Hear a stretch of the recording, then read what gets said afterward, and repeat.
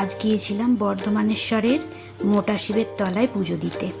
মোটা শিবতলা বা বর্ধমানেশ্বর এই শিবলিঙ্গ রাজ্যের সবথেকে বড় শিবলিঙ্গ, যে শিবলিঙ্গটি বর্ধমানে অবস্থিত।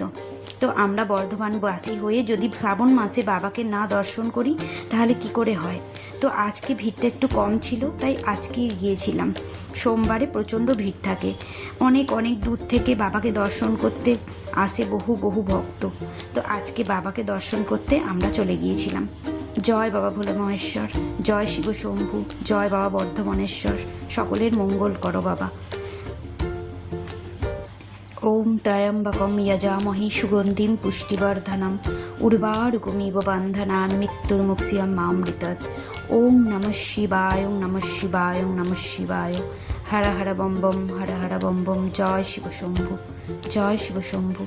সকলের মঙ্গল করো। তো কেমন লাগলো অবশ্যই জানিও আমাদের বর্ধমানেশ্বর মন্দির।